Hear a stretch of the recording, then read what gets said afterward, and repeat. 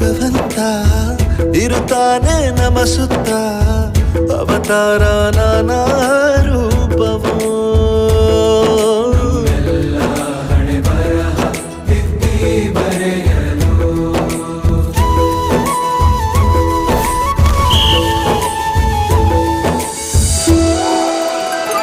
ಬಾಳಲ್ಲಿ ಲೆಕ್ಕ